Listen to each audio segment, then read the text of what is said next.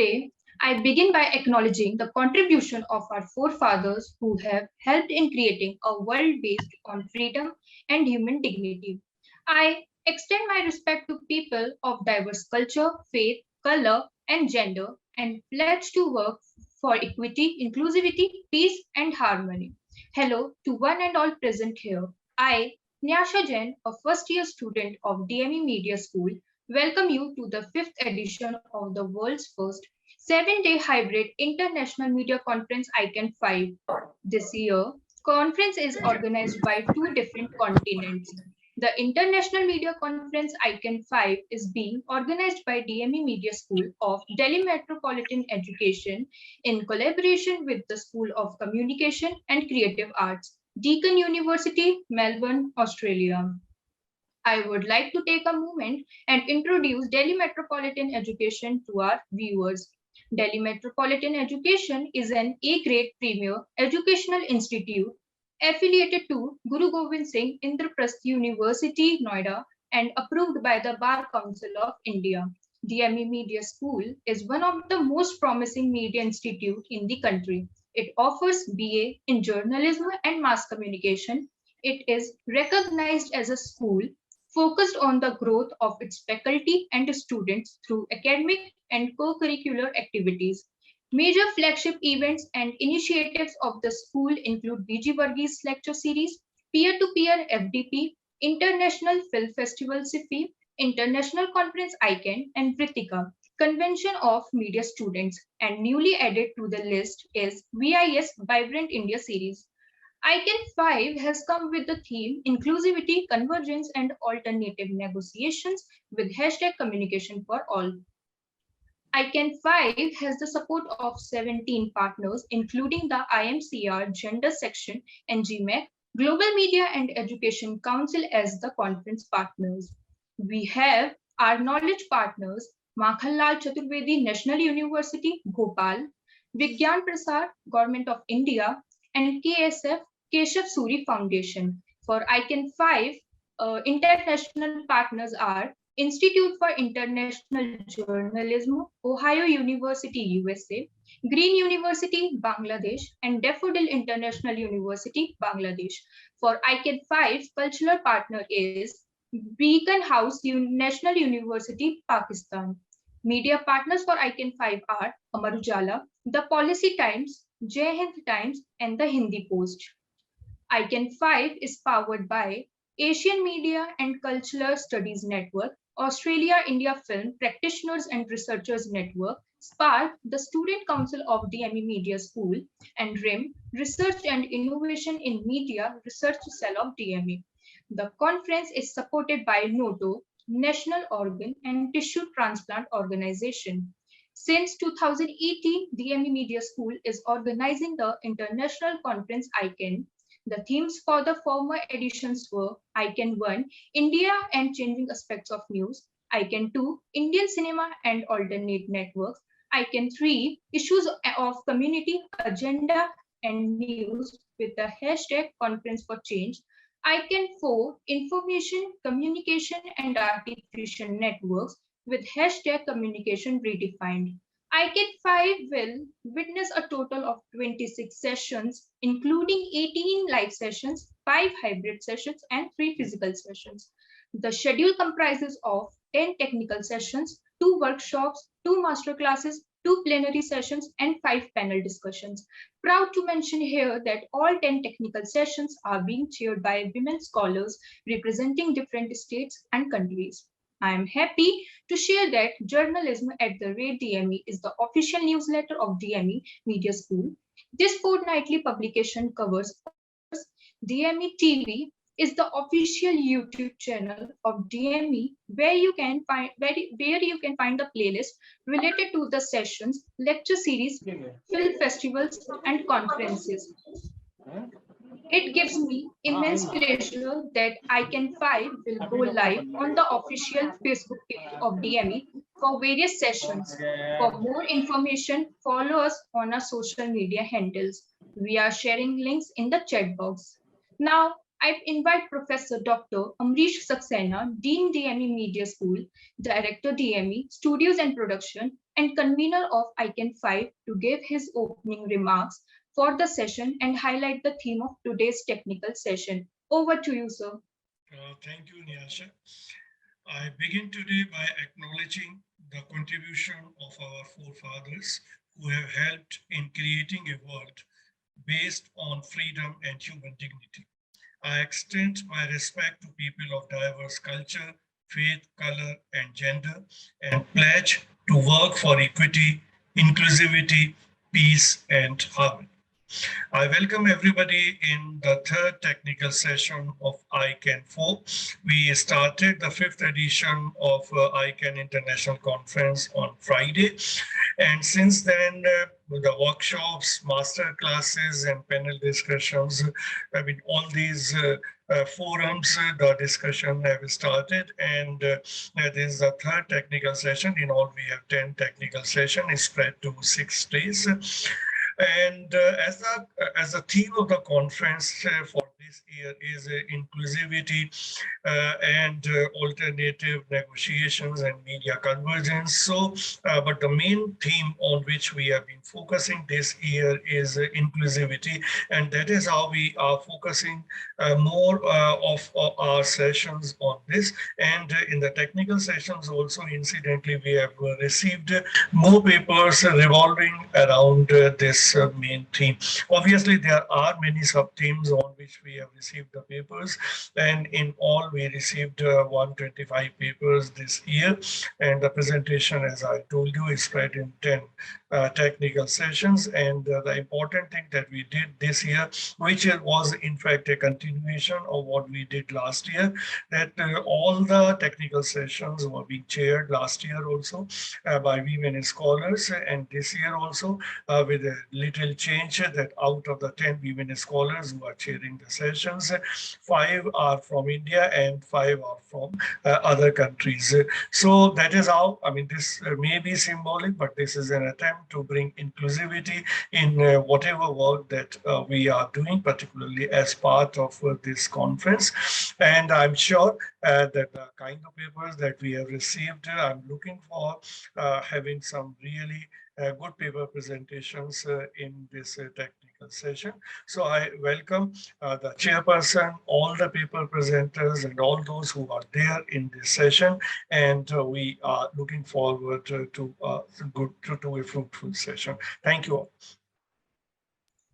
Thank you, sir. Today, we are gathered here for the third technical session, and the theme is Facets of Advertisement, Branding Targeted Strategies to Influence.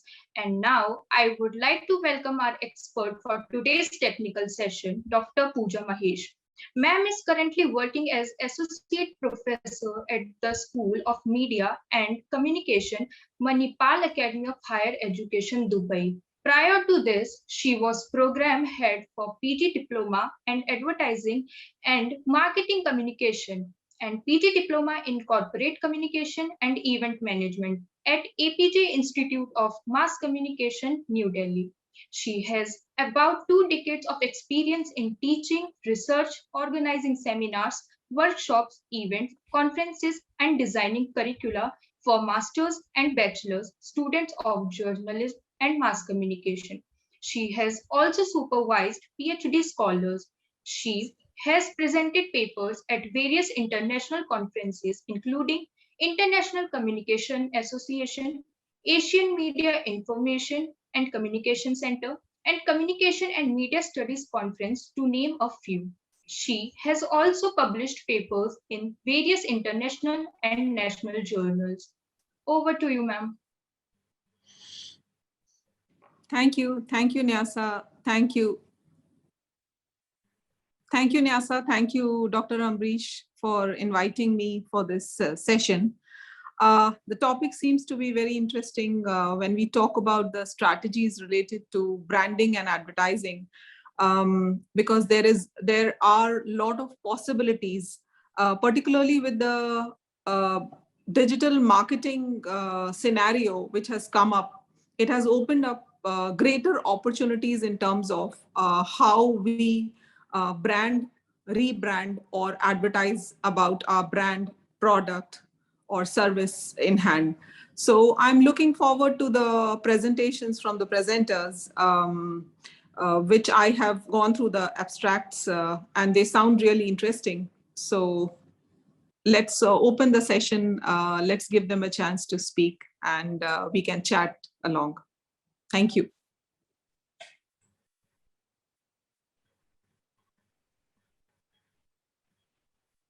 Nice. Yes, ma'am. Thank you, ma'am. Now I would like to request Dr. Ritika Saxena to take the session ahead. Thank you, Naisha. Hello, everyone, and welcome, Dr. Puja Mahesh. Without leaving any time or anything, we'll start with the presentations. But before starting the presentation, I would like to tell all presenters to restrict their presentations to only 8 to 10 minutes, not more than that. And in between, we'll take the feedback from ma'am. And along with that, we'll see the discussions as well. So for first, we have Shivika. She's from Amity University, Noida. Her topic is changing perspective towards television advertisement content transition. Shivika, will you share the screen? Ma'am, is it visible? Yes, it is visible. You can put it on presentation mode. Yes, ma'am. Yes. Ma'am, is it fine now? Yes, it is fine. You can start now. Good evening, everyone. My name is Shivika and I'm from Amity University, Noida. So my research topic was changing perspective towards television advertisement content transition. So here's the introduction. So as the Indian society is moving from being, just a second.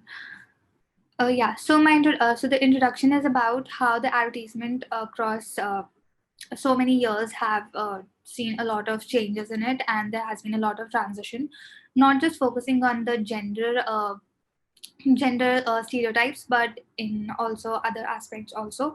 So if we take the example of in the ads, if we take an example of any product that is related to household chores, any product. So let's say, for example, detergent or a bleach powder. So generally, earlier it was shown that it's generally the lady of the house who's responsible for the activities, but now over the time it has changed. Then even about the sanitation and cleaning products, if we take the example, then Harpic being one of the brands has always showcased men in promoting their product. So here are a few examples of the ads.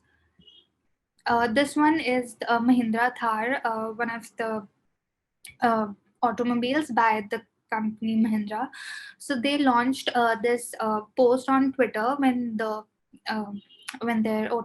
this automobile was launched. So it has a female instead of a male. Even in one of their TVCs, it was shown that both male and female have been riding this Jeep, and so if we look at the TVC, so it is not differentiating between any of the genders. So altogether, it's a transition in the one of the TVCs by one of the companies of automobiles. Second is, as I quoted the example of household chore products, one of them is Tide Ultra. So in here, you could see that though it's the male actor, but still he is showcasing the role of a male, that is the husband, and of his wife too. But both the roles are being played by the male character only. So it's not just female or it's just not male. So this is one of the content transition that has taken place now. Next is, as I said, given the example of Harpic.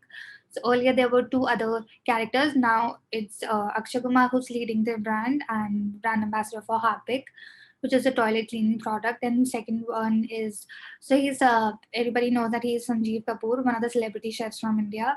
He is also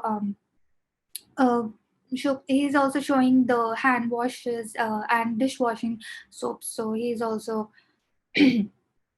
so this examples are also content transition in TVCs. So the objective of my research was to find out that all through these years how changes have happened and how the changes are happening, and and are being shown through the ads, and how the changes are coming up in the society as well. So this was my objective, and the methodology I took up was the secondary data. That was the secondary data analysis that I took up for my research paper, which was later on reviewed. So the literature of review was done. That is, I acquired the information from social media and the ads that were, like, generally we see now these days the TVC that people are broadcasting are also shared on social media also. Excuse me. And also in yes, as I said, that I took up the secondary data for literature review also. Then results and discussion. Yes, so in the beginning I mentioned about that my transition is the transition of ads. The study that I conducted upon is not about just the gender roles, but altogether that transition is happening. So when I was looking up for other research papers and other researches that were being done, that have been done by the researchers, so I could not find precisely about the transition of ads, but more it was focused on the gender roles that are being portrayed in the ads. So that was one of the uh, results and discussions, and I could find out, and also women. Yes, about the gender is also part of transition. So that was, I could come up with my research paper, and the conclusion. This is the conclusion. It is about how I conducted the study and what all things I could understand, and the gist of the whole paper, that now these days there's less of gender inequality in the ads also, and new and more creative ideas are coming up to that are coming up in the society, and also we as citizens are also taking up steps, and we are actually the ones who uh, are there to review the ads. So accordingly the brands also come up with the ideas that the audience likes, and in the end, yes, we tend to buy the products if we find the ad very suitable for us. And then limitation has already been mentioned by me, that very it was focused more on the gender roles, the other research papers, so I couldn't find more about the transition of television ads. That's it. These are my references. Thank you, Shivika. Thank you. Thank you for restricting to time as well. Puja ma'am, will you have your questions, please? Yes. Yeah, before I ask any questions, anybody from the students audience has any questions? Okay. Till the time students come up with questions, if any.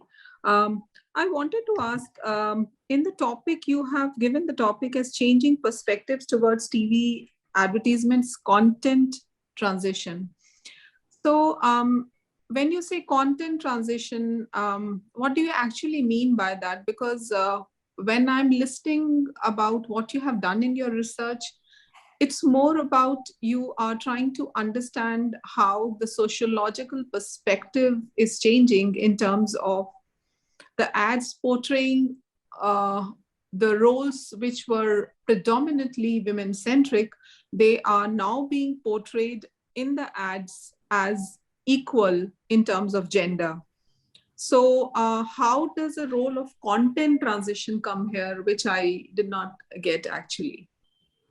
Okay, ma'am. So, okay, so while the ad is being designed, or while the idea, or when people are brainstorming about the idea, so they, so whatever the product is, they have to come up with some idea that would include some or the other person.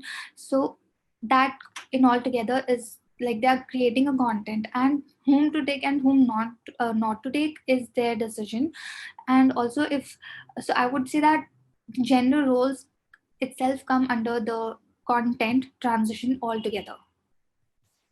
Shivika, you can stop sharing now. Yeah, yes, ma'am. Yeah.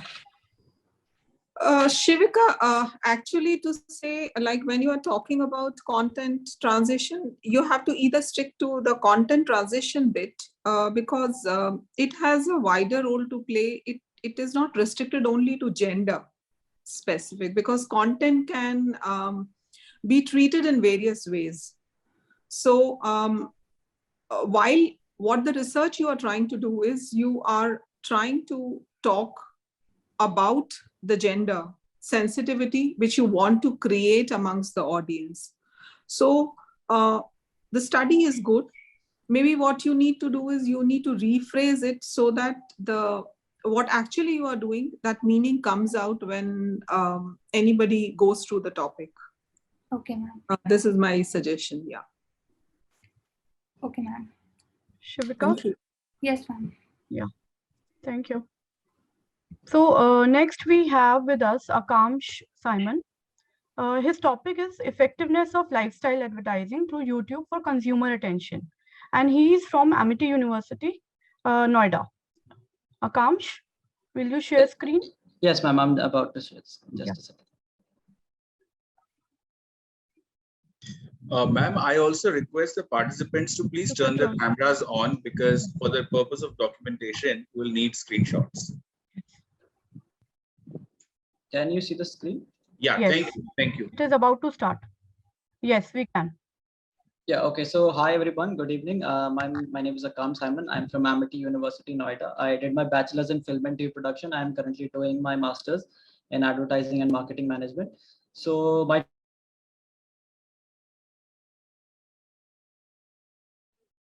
Akamsh? So the reason I took this topic was because recently when I was using YouTube, yes. Yeah, your network was lagging. It's okay. Continue.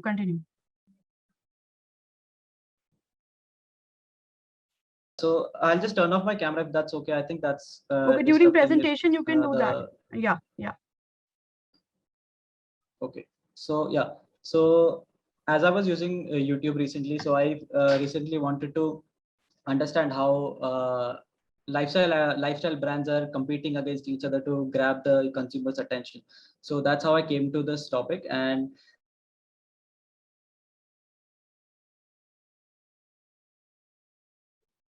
Akamsh? And I wanted to understand how these brands are actually doing it and how effectively they are doing it. Yes, ma'am. Am I still not audible? Yeah, we lost you in between. Okay, continue. I'm so sorry. I don't know why it's just happening today, Rajma. Okay, I'll just move. I'll just quickly do it then if I'm audible right now. Am I audible right now? Yes, you are.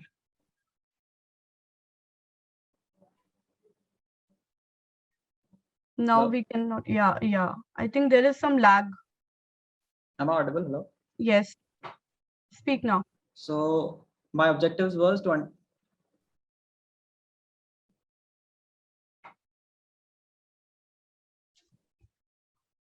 Okay, so my objectives were to understand the effectiveness of YouTube advertising for lifestyle brands.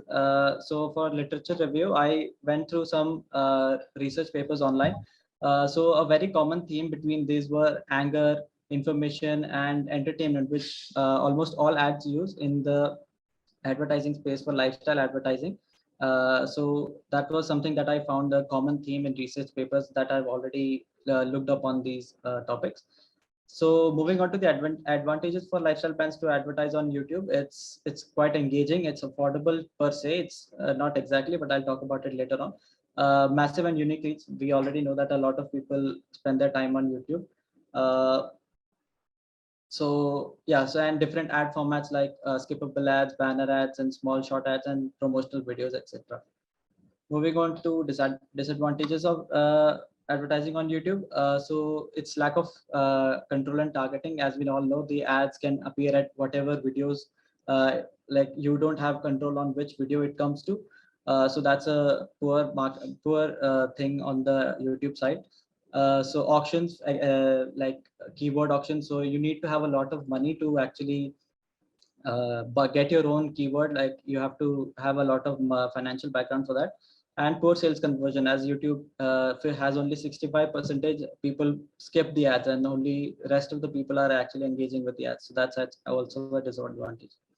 So moving on to my actual survey, and so what I did was a qualitative analysis where I got the following information. Ma'am, I'm just rechecking. Am I audible? Yes, yes, continue. Okay. So, as 73% of the respondents said that ads are grabbing their attention, and it depends on the ads that comes on YouTube. 54% of the respondents see lifestyle advertisement the most on YouTube only. 65%. I'm so sorry. Just a second.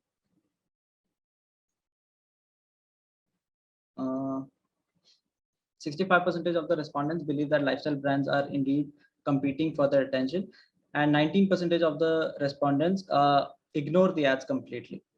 So when you see these, when I talk to these people in like on the survey and face to face, the most they talked about a lot of brands, but the most people talked about was Nike, Adidas, H&M, Zara, and Fab India. These were the brands that came up the most, and quite clearly we can see that okay, a lot of brands are actually trying to grab people's attention, and they are bidding against each other. They're constantly in a fight on YouTube to stay on top, to come to appear in front of you.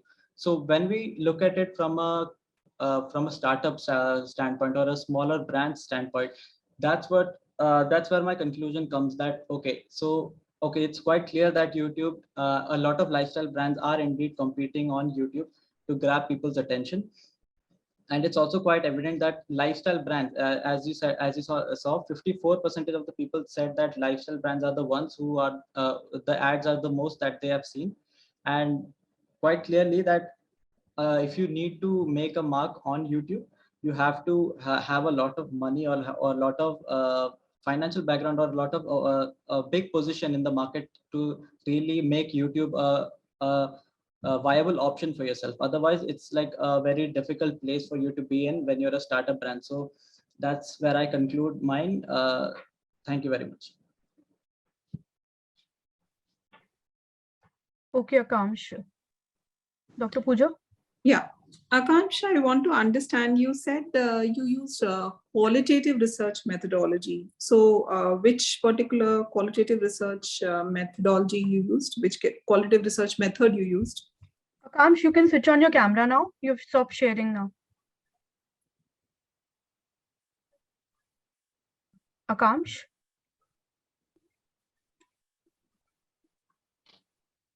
Akamsh, can you hear me? Yeah, now I can. Yeah. You can switch on your camera now. Yeah, sure. Will you try that? Yeah. Yeah. Yeah. Yeah, Akansh, I wanted to understand which qualitative research method have you used for your study? I've used survey method, and I've one-on-one talking to people. Okay, survey method and one-on-one talking, as in one-on-one talking, you mean to say interview? Yeah. Okay, and survey was done on how many people? 125. 125 people. Okay. Yeah. In terms of good that you chose YouTube, and because you was wanting to study about the lifestyle advertising, but I think here you should have mentioned that you use quantitative research method rather than a qualitative one, because having used or maybe mixed method, if you have used both interview and survey. So yeah, you can just fine tune in terms of the research methodology and resubmit the paper. Okay. Next we have Priyanka Chakrabarti.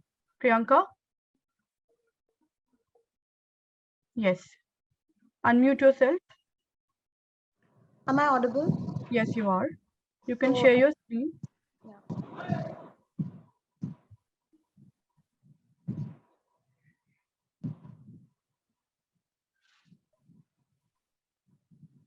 Can you switch on your camera alongside? Are you using your mobile phone for this? Yes, yeah, ma'am. So because of that, I can't switch on my camera at the same time. Okay.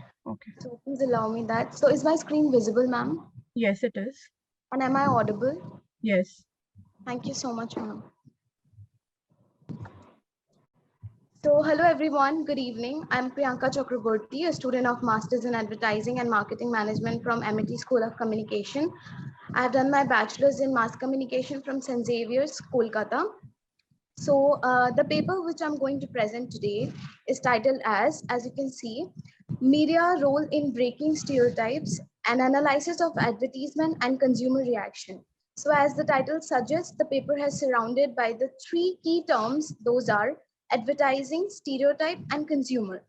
So to begin with the presentation of the paper, I'll start with a brief introduction, which mainly focuses on the key terms. So I've tried to make the PPT as simple as possible. So I'll start with the introduction. So as it says, it's surrounded by the key terms. So media.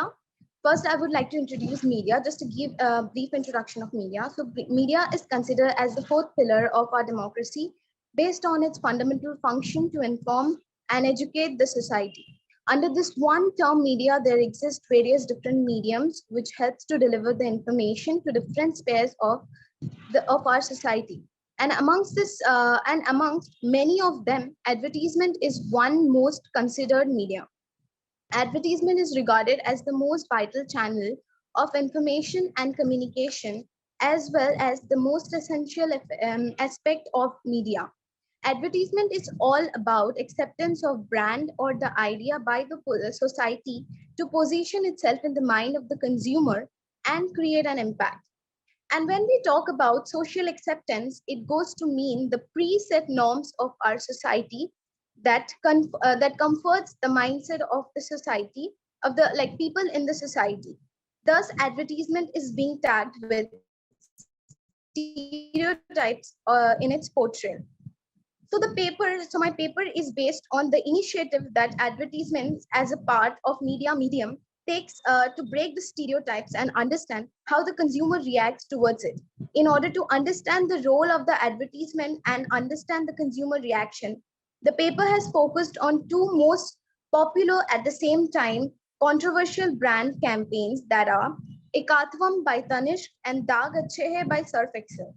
So about my literature review, I would say that before beginning with the paper, I went through various second-hand information which were taken under consideration for the literature review to come to the conclusion. So from my literature review, I learned and I came to the conclusion that yes, advertisement do frame itself mostly around the stereotypical circumstances and areas just in order to get easy acceptance from the society.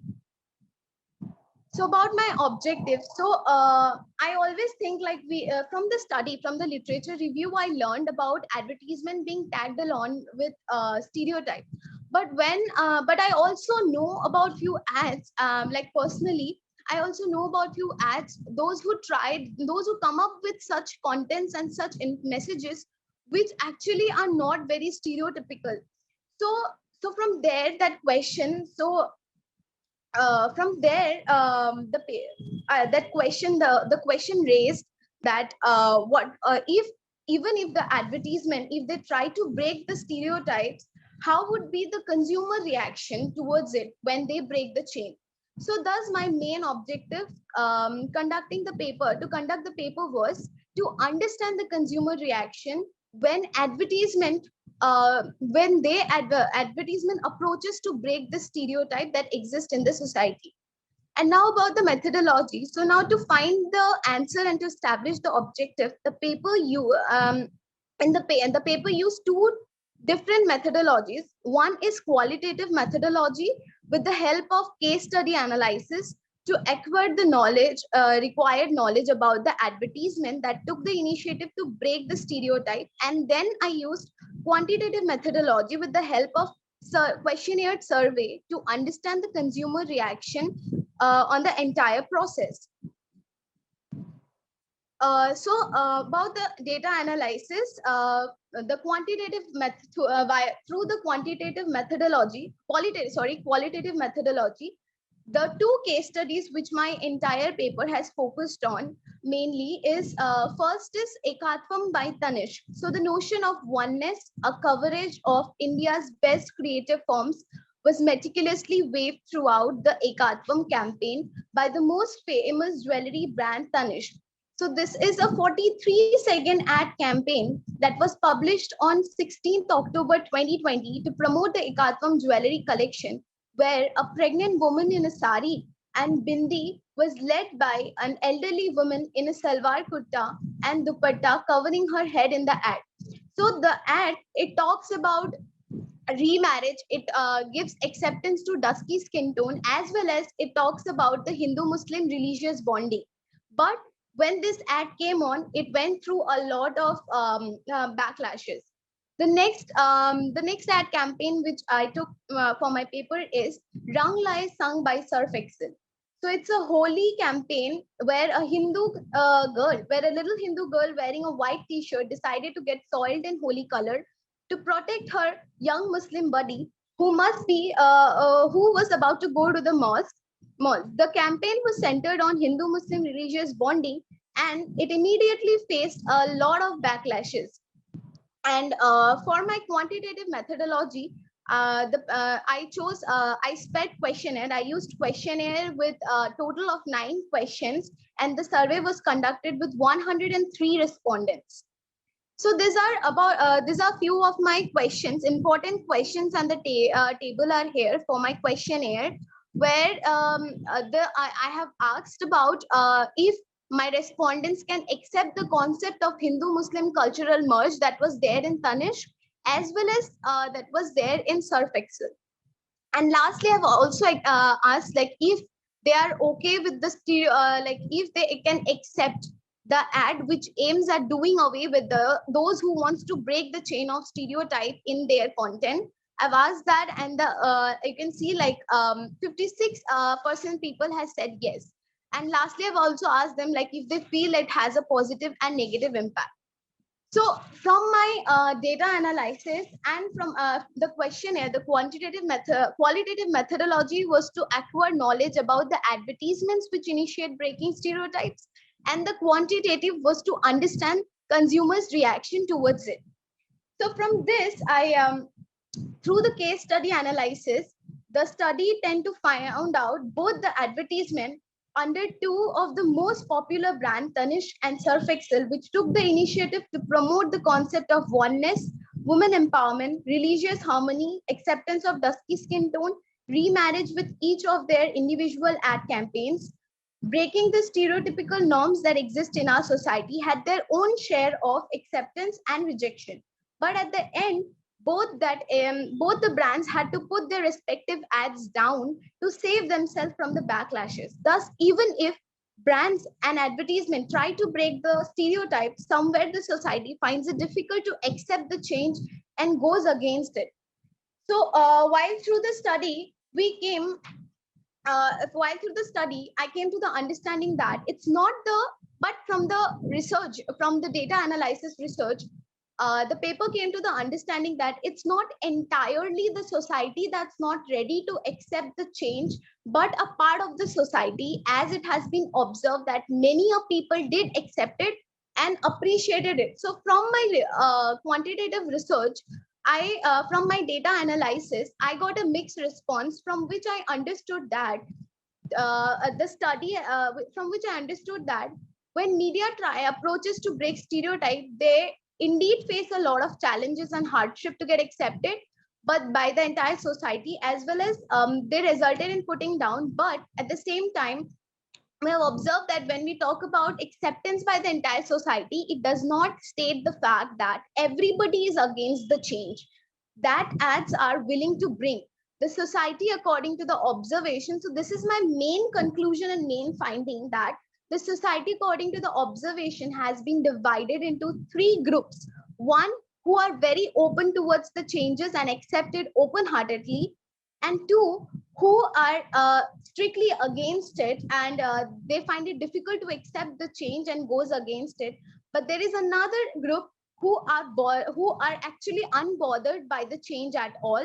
Neither do they go forward and accept the change openly, nor do they reject or do any action to shut it down openly. So each group of consumer has different individual reaction towards the newness and changes. And about my limitation at the end, I would like to state the limitations the paper had, which is geographical limitation, as the paper was limited to a very small regional area and lacks the input of the rest. And age was also there because it was mainly focused within the age group of 17 to 28, and also there was lack of proper time to conduct the research as well. Thank you so much. This is my paper. Thank you, Priyanka. Dr. Yeah. Puja? Yeah. Thank you, Priyanka. Just want to check the questions you highlighted in the PPT related to the questionnaires. Were those the only 2 questions that were asked from the respondents about gauging their reaction? No, ma'am. There were a lot of questions, but the main question which have resulted in my conclusion and my findings, I have put those. Okay. Good study, Priyanka. What I would like to advise, like as a master students, bachelor students, when you do such a study and ask direct questions, still it can be considered. But you know, if you go ahead and ask any respondent directly that do you feel that a particular ad was stereotypical, they can they would say yes, no. You know, you would not get much of a response. So you may have to, when you are dealing with such topics which are more sensitive, you know, obviously anybody would not go ahead and say that I did not like, or I feel that this has done, you know, created a sort of this ad was not good, is or not acceptable to me. People might not directly accept it when you ask the questions, whether in the survey or during the interview. So there are other ways in which we ask those inputs from the people or take their reactions. So what I gauge from the questions that you have put forth, the questions put forth were more direct, in which chances of getting the response may not necessarily be fair. You don't know whether what they were saying, they actually meant that. So like later on, if you want to extend your study further, you may want to include more questions in your questionnaires, which are more in-depth and scale-based, so that you get to know further insights from the respondents. Thank you. Thank you so much, ma'am. And also, Priyanka, just wanted to add what just ma'am mentioned. You can also put look for few theories which you can add on to it. Like you talked about late adopters. I mean, this is there in diffusion of innovation also. You can look for that. Laggards are there and all that. So that might help you out in finding a good theoretical perspective for your study also in future. Okay. Yes. Yeah. Thank you, Priyanka. So much. Parul Banga. Next is Parul Banga. She will be presenting her presentation on customer-centric marketing strategies for competitive advantage and business success. And she's from Amity School of Communication, Amity University, Noida. So, ma'am, the whole concept of customer-centric marketing was that in the customer-centric marketing, the businesses always keep the customer or the consumer at the center stage and designs or plans the marketing strategies according to the consumer wants and demands. Also, everybody within the organization's structure seeks to create a pleasant experience that attracts the customers. It does not matter whether they come in direct contact with the customers or not. The customer is the topmost priority when it comes to customer-centric marketing strategies that business opts for. Also, the customer-centric marketing strategies not only favors the customer, but it also helps the company and gives it a competitive edge over its rivals. Like customer-centric marketing. Customer-centric companies make more profit than other companies that do not focus on customers, as per my study. Also, they can retain more of their customers and attract new ones more easily. Customer loyalty to the brand is usually high as they're satisfied with the products and services when it comes to customer-centric marketing strategies. Also, customers are more satisfied with their experience and products from customer-centric companies, which helps in making more sales for the businesses. So this is what I studied in my research paper. Also, as per an article, it was found that businesses that actually offer customer marketing strategies, their sales performance rise by 15 to 20% on the marketing ROI. Next is if we look at what today's customer, what customers of today's generation want. Ma'am, if you compare the customers from the past few decades or the customers from now, you can see the customers in this slide says that formal communication with integrated content, brands that spoke about products, services, and quality features, and a focus on campaigns and promotion.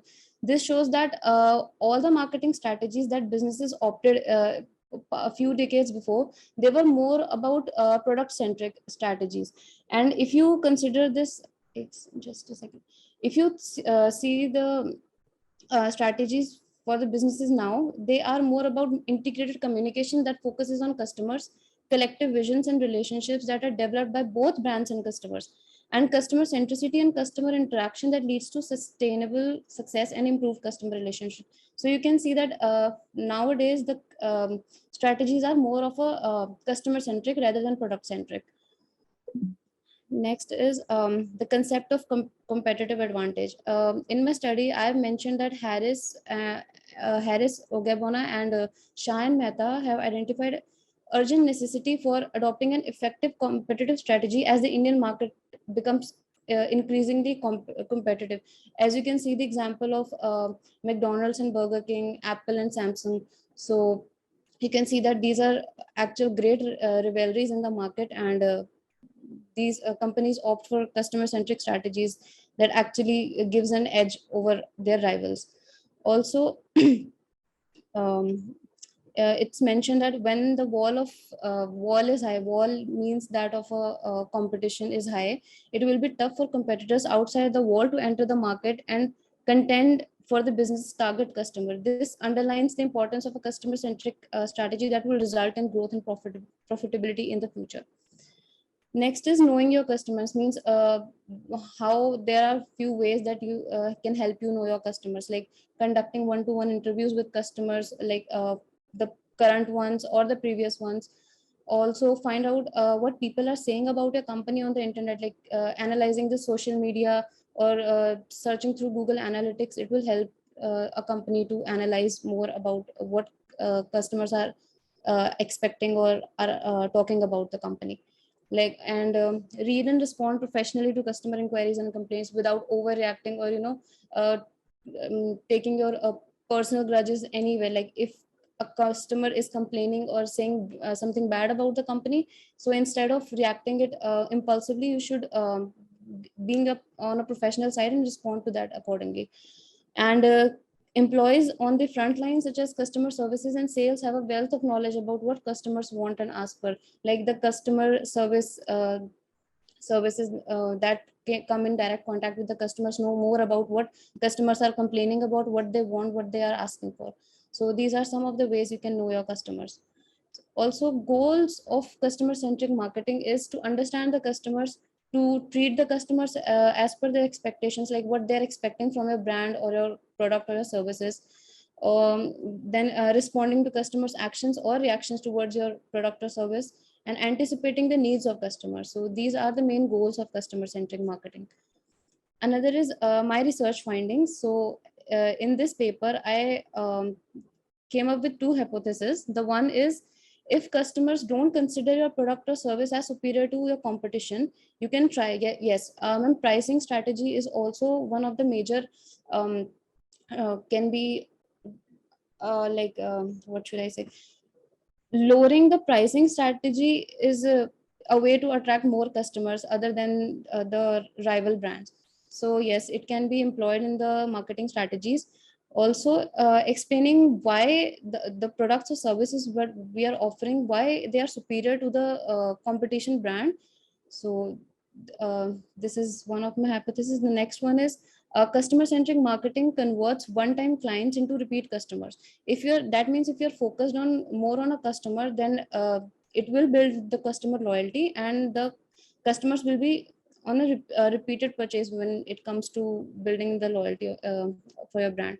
It increases the customer loyalty to the brand. It's more cost effective to keep the same customers than it is to find and discard a regular supply of one-time buyers. Like rather than designing a whole lot of new marketing plan for new customers, it is better to design strategies according to the current customers only.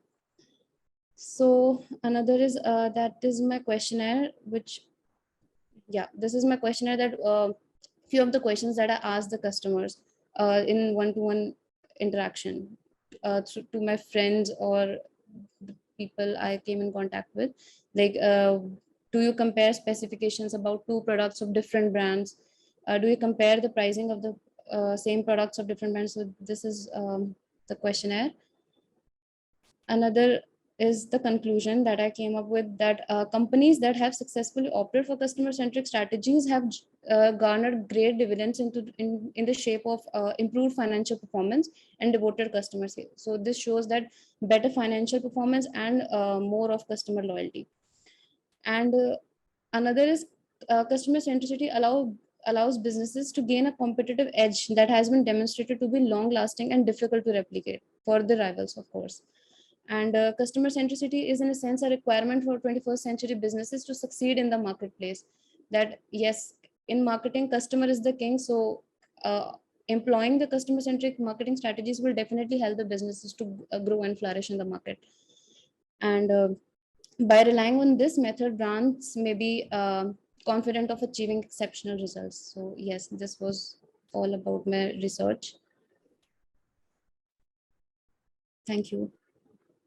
Thank you, Parul. Yeah, thank you, Parul. Can you repeat your objectives? I am not clear what you exactly want to do in your research. It's pretty vague, actually. Ma'am, objectives. I need to open my... No, because why I'm saying so is that when I look at the hypothesis, hypotheses are also not framed rightly in terms of they are not able to draw relationship between the variables particularly.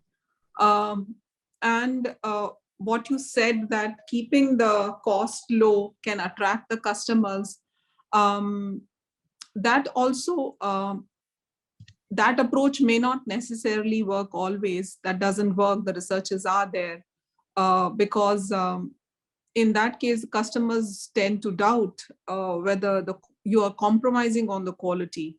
So it is not that always bringing down the cost attracts customer.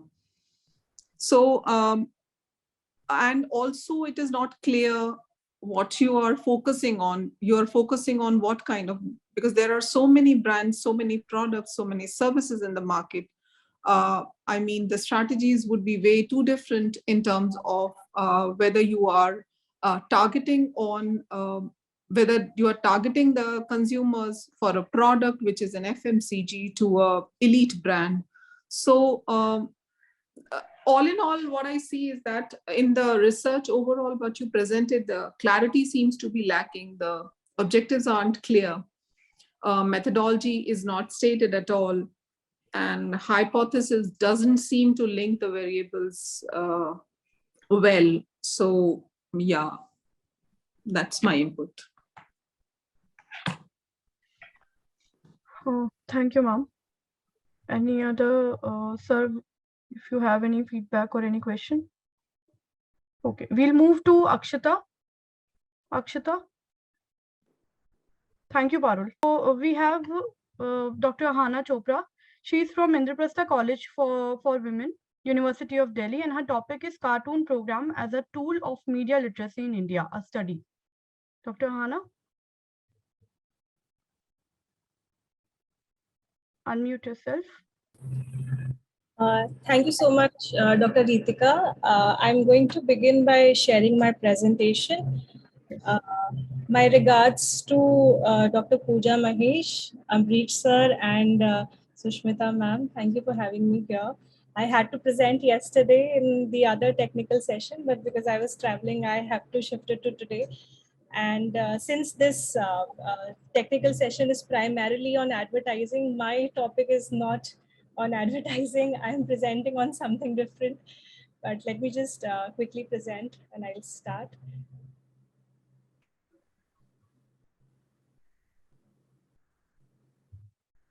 So as you can see, my presentation is basically on the cartoon programs as a tool of media literacy in India. It's a study.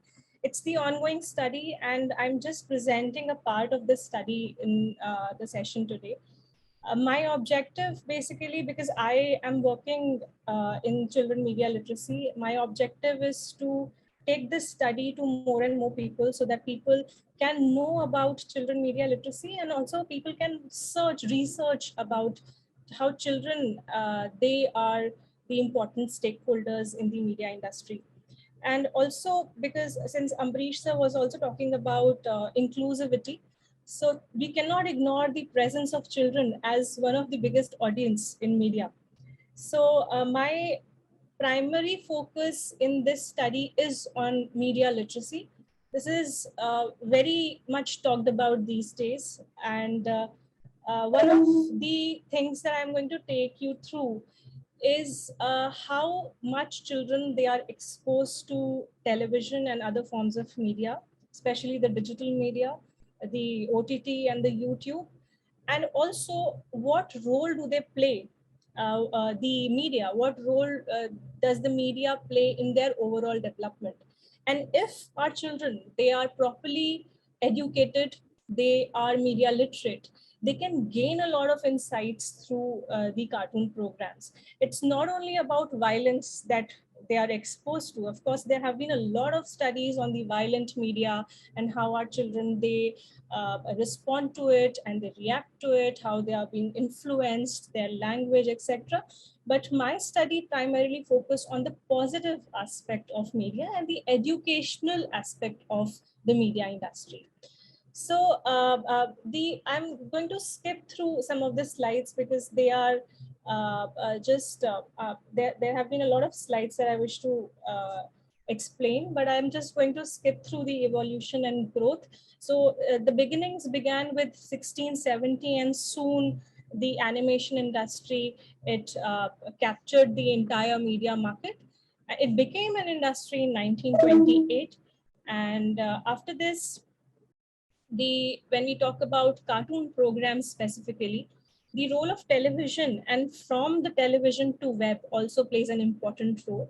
So there have been a couple of reports, the PwC reports and the Millard report, European report, which actually have focused on the children and the media literacy, how they are important in today's time. So when we talk about India specifically, there have been some great beginnings with Ek, Anek or Ekta as one of the preliminary experiment with the animation in Doordarshan. Then there was Gayab Aya. And now if we look at the animation industry, of course, the market has become competitive with Disney Channel, Pogo, Nickelodeon, Hangama, etc. Now, there are reports about the local content of the cartoon programs in India. So the cartoon programs, they are not just borrowed from Japan and Korea.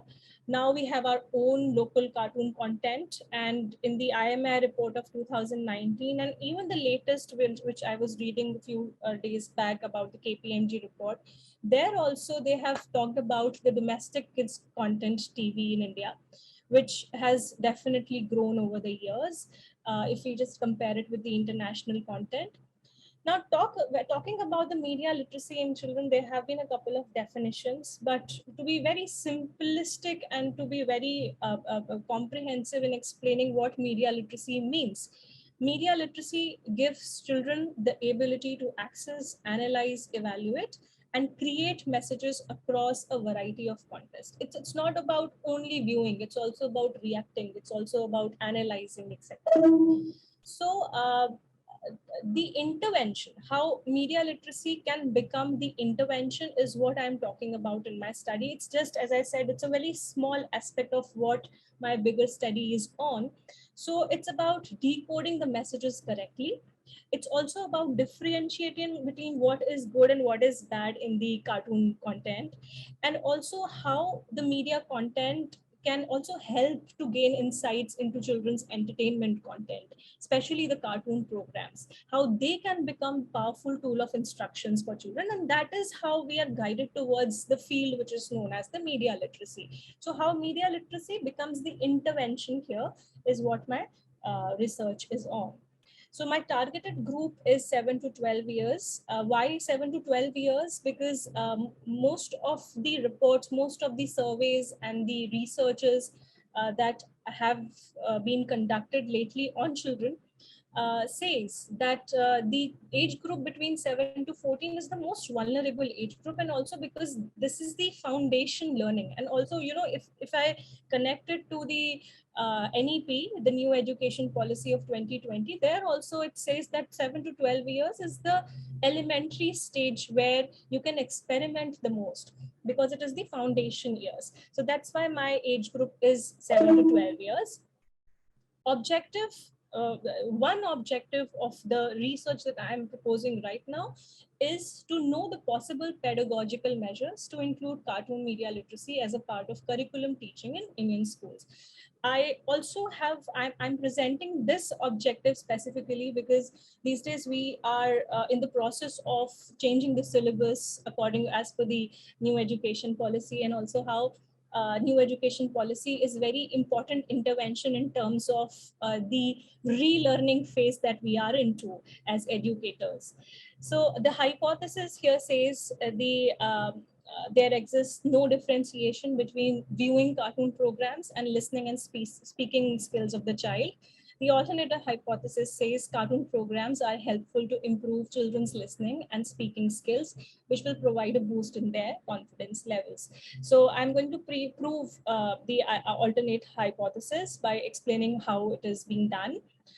Review of literature, I'll quickly skip through it. I'll just show you what was being studied. So I divided my entire research into 3 parts: media literacy in children, effect of cartoon programs on children, and understanding cartoon programs. And the salient researches that I studied were these: the mix of Indian and international.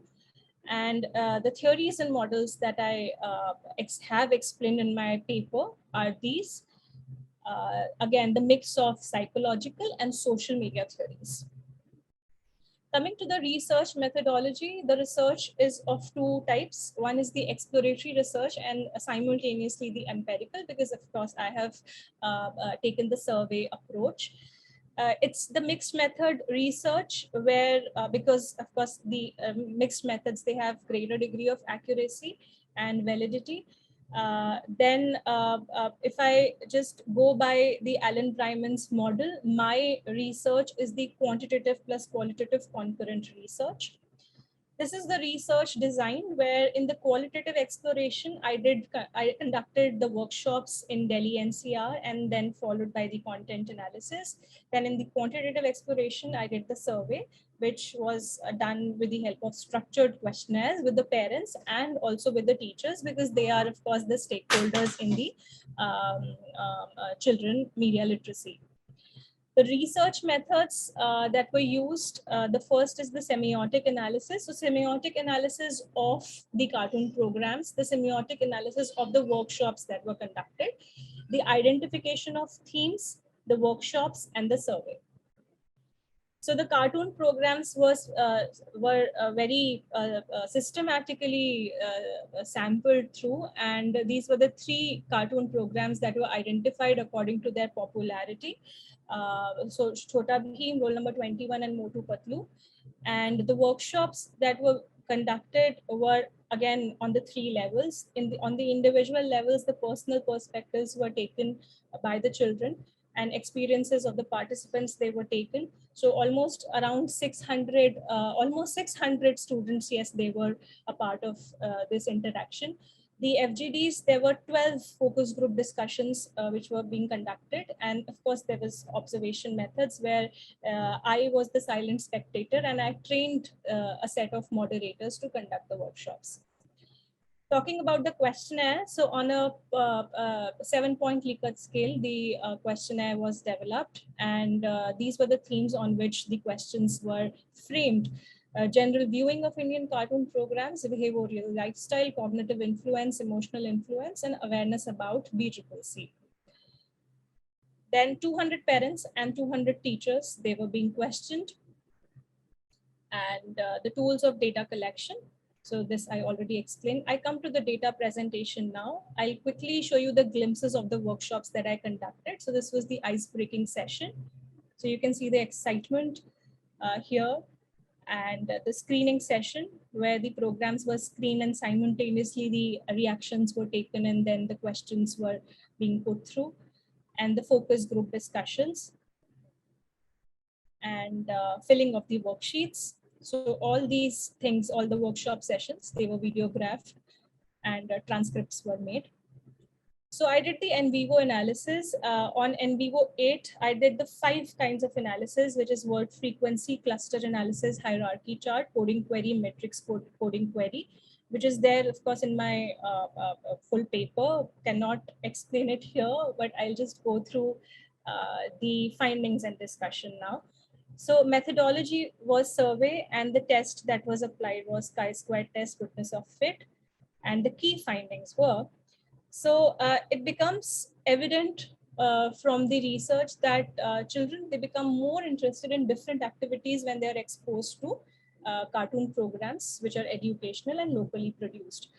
Their social interactions, they improve because they also have their significant influence on children's socialization. And also cartoon programs, they help children to improve their routine activities like traditional play, homework, reading, and sport.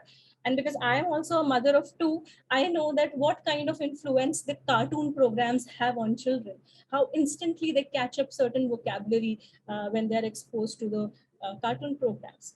So the contribution of this study is that media should, because media producers, they are the stakeholders again, they should know what children are gaining and what they are not when they are making the cartoon programs. And of course, the parents, because they limit the screen time, and they must know that what children should be exposed to. And when we talk about the role of teachers and families, we must know what out of everything that is there on the platter, what can be labeled as the educational media that the children can watch.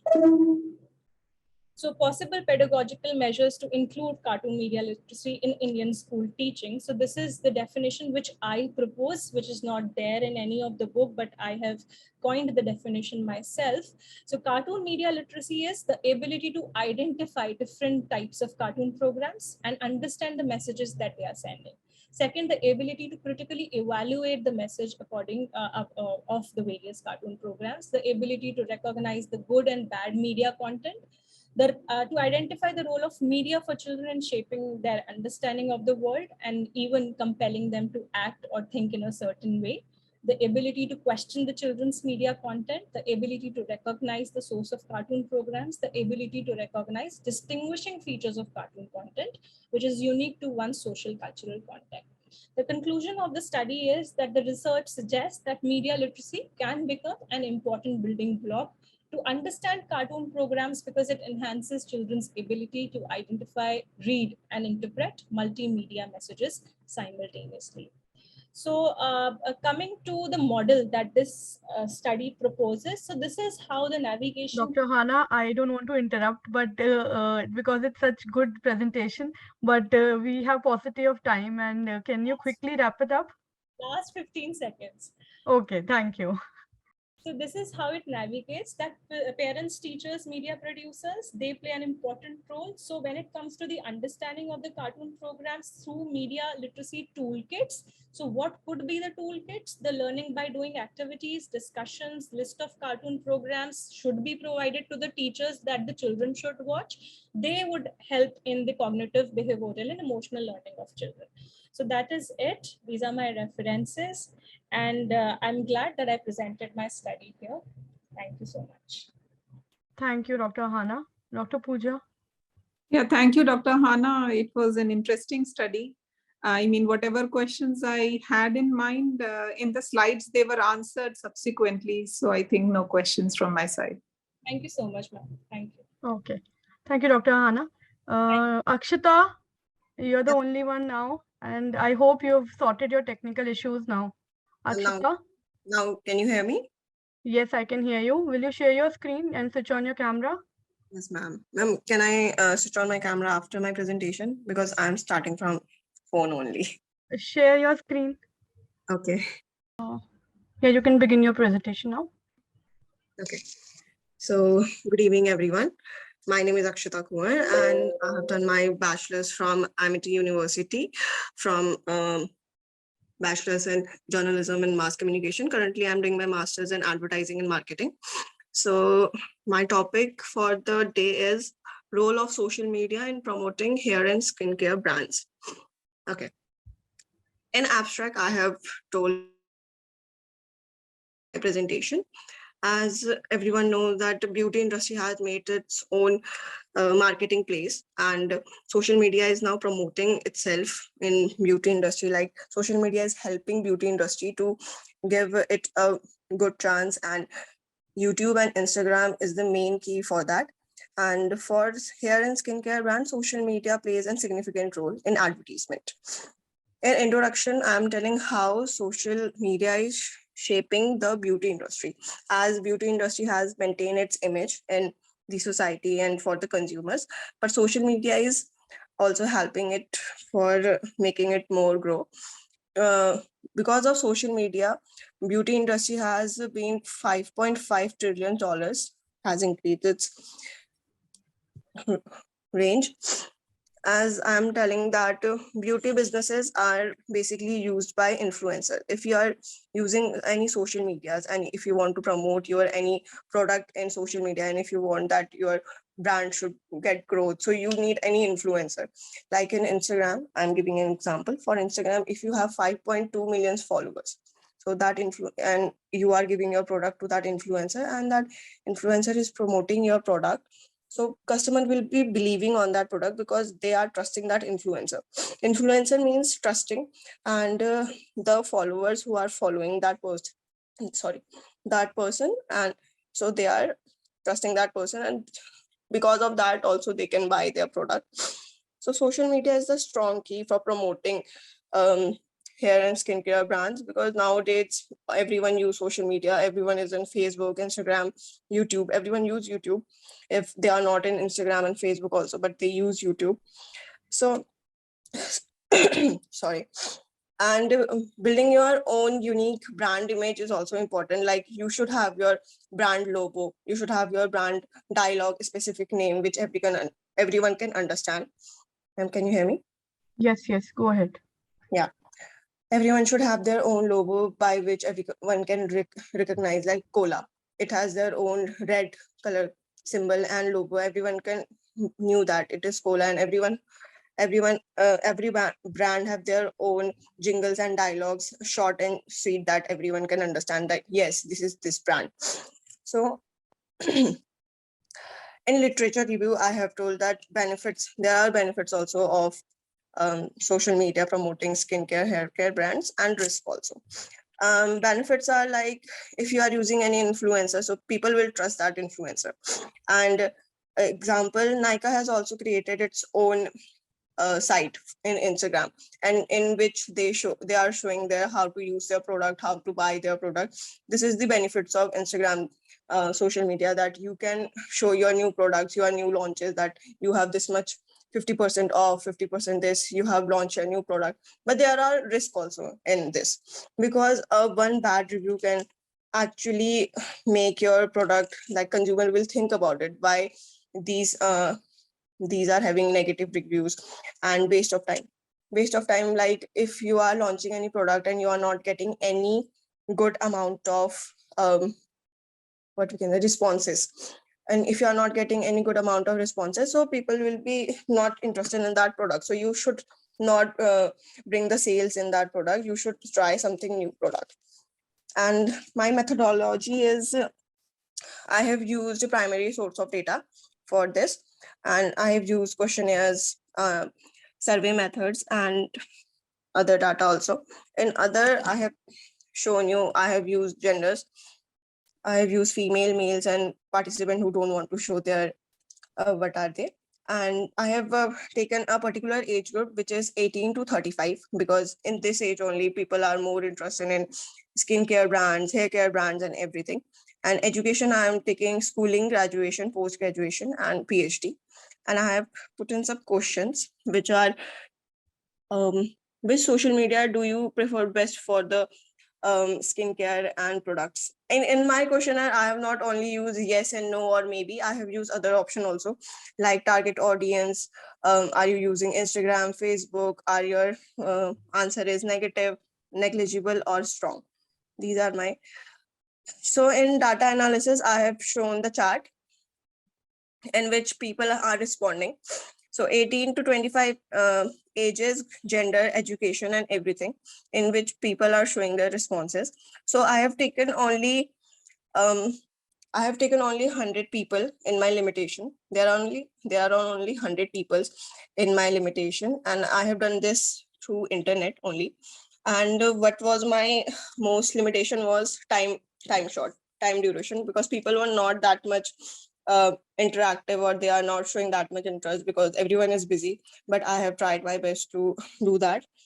And for my conclusion, I have seen that mostly people are using, if we are launching any product, and if we are not aware about the product, so people mostly go to YouTube for knowing the results and for knowing the what are the good reviews, if we should buy or we should not, and going to Instagram, what are the good reviews or not.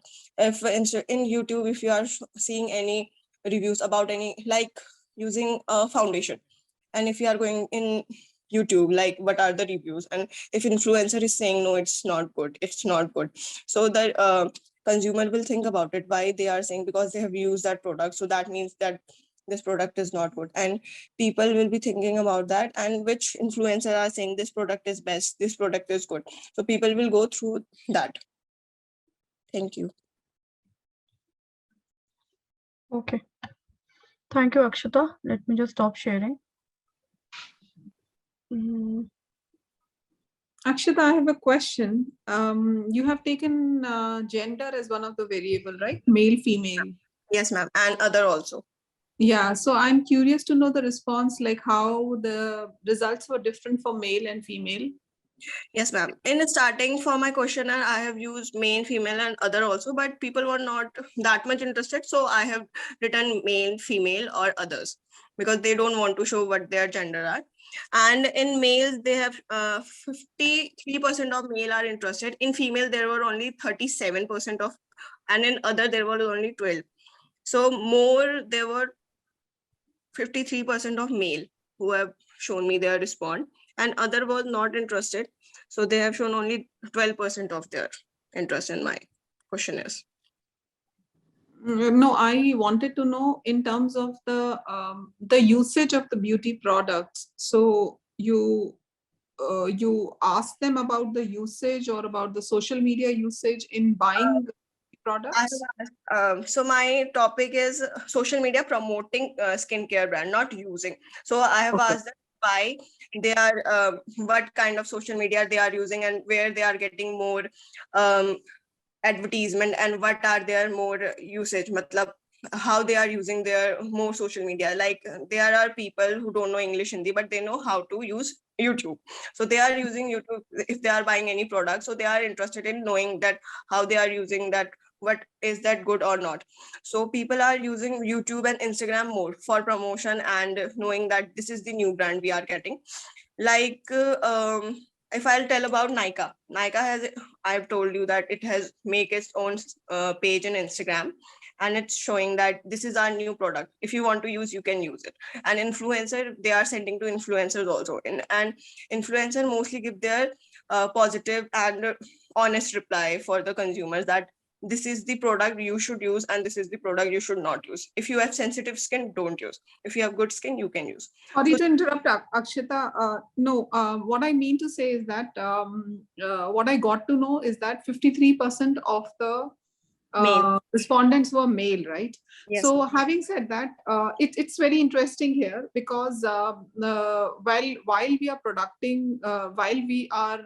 promoting our beauty products on social media, more number of male participants responding and going through social media to buy beauty products. So majorly they are targeted towards women. Yes, ma'am. So that's interesting. And so maybe while you're doing a study, you may want to segregate and want to get more insights on it by doing more of qualitative study as well. Okay, ma'am. That's my suggestion. Yes, ma'am. Thank you. Thank you. Thank you, Akshita. Thank you. Now I would request Dr. Puja to give a concluding remark on the session with all the presentations we've seen. Yeah, so it was interesting going through, listening to all the presenters.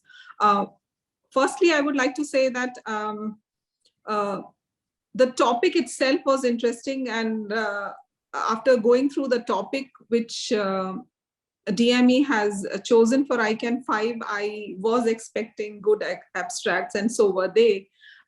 So when we are saying targeted strategies for influencing consumers, it is interesting because nowadays majorly the advertising and branding is done on digital media platforms. So targeting has become much more easier, and which we saw in the papers which the researchers have presented, that some of them have talked about using YouTube. Some of them have talked about using Instagram and other social media platforms for targeting consumers.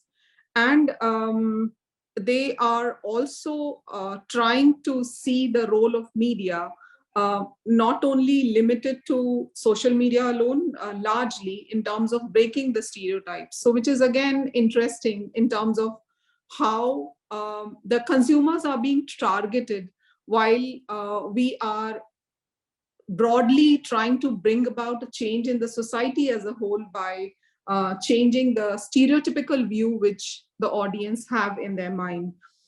And then we have the customer-centric marketing strategy, which obviously we need to focus on the customers. As we are doing any kind of product or service we are going to put forth in the market, we need to be mindful of the consumers which are there in the market. We need to do good consumer research before we move ahead. And then, though it wasn't related to the topic, but it was really interesting to know views about cartoon programming as a tool of media literacy from Dr. Ahana. So that was a beautiful insight into how cartoons can play a role. And there have been a lot of study since ages which are being done. And from then to now, which we are seeing is that thing which is consistent is that cartoons are being effective. So yeah, thank you. Thank you very much. Thank you, Dr. Puja, for giving insights to the presentations which were just made. Now I would request Professor Dr. Susmita Bala to give her concluding remarks for the session. Thank you, Ritika. The session on facets of advertising and branding, targeted strategies to influence consumers, was impressive, as it touched upon many social and emotional aspects of our lives. There were many students presenting their papers in the session, and it was heartening to note that UG and PG students are taking interest in research. Though we have to accept that these students need to be more thorough in research before writing and presenting their papers. The papers presented in this session analyzed various aspects of advertising and branding, also the media's role in breaking stereotyping also the importance of consumers, their I extend my thanks to all paper presenters and the chair of this session, Dr. Puja Mahesh, who accepted our last minute request to be a part of ICAN5. Thank you. Thanks to all of you present here. Thank you so much, ma'am. Before we conclude this, best paper announcement for this session will be done in the technical session 4. And best paper for technical session 2 is awarded to Zishen Zheng and Xingqie Yao from Renmin University of China for the paper titled Women's Media Literacy About TikTok App, a study of Beijing and Hubei province. Over to you, Naisha. Thank you, ma'am. With this, we come to the conclusion of technical session 3. My foremost and heartfelt thanks to the session expert to share the valuable insights about the theme, Facets of Advertisement, Branding Targeted Strategies to Influence. Thanks to all the presenters of this technical session, and special thanks to our knowledge partners, Makhanlal Chaturvedi, National University, Bhopal, Vigyan Prasad, Government of India, and KSF Keshav Suri Foundation. Our international partners, Institute for International Journalism, Ohio University, USA, Green University, Bangladesh, and Daffodil International University, Bangladesh. Cultural partner for ICAN is Beacon House National University, Pakistan, and our media partners for ICAN5, Amar Ujala, The Policy Times, Jai Hind Times, and the Hindi Post. Sincere thanks to management of DME, Mr. Aman Sahani, Vice Chairman, Justice Dhanwar Singh, Director General, Professor Dr. Ravikant Swami, Director DME, for their support in every endeavors being taken by DME Media School. Heartfelt thanks to Professor Dr. Amrish Saxena, Dean DME Media School, and Professor Dr. Sushmita Bala, Head DME Media School, for their motivation in planning and executing the flagship event of Media School. Thanks to Dr. Manasri Maheshwari, Associate Professor and Associate Convener of ICAN5, for overall coordination for the International Media Conference. Thanks to Sumantra Sarthidas and Vishal Sahai, Assistant Professor, and Mr. Yogesh Sharma, Faculty at Media School for Digital and Production Support for ICAN5. Thanks to Dr. Manmeet Kaur, Associate Professor, and Pramod Kumar Pandey, Assistant Professor, for their efforts in supporting ICAN5. Thanks to Shruti VS, Assistant Professor Media School. She has supported ICAN5 as the convener for cultural team and student coordination support. Muhammad Kamil and Sukriti Arora, Assistant Professor for newsletter, press briefings, and media coordination support. Dr. Ritika Saxena, Assistant Professor for Designing and Creative Support. Saima Parvez and Dr. Sumedha for their support in the proper execution of social media handles during the various session of ICAN5. All student coordinators from newsletter, production, hospitality, anchoring, cultural, and digital operations for their coordination and consistent efforts for the conference.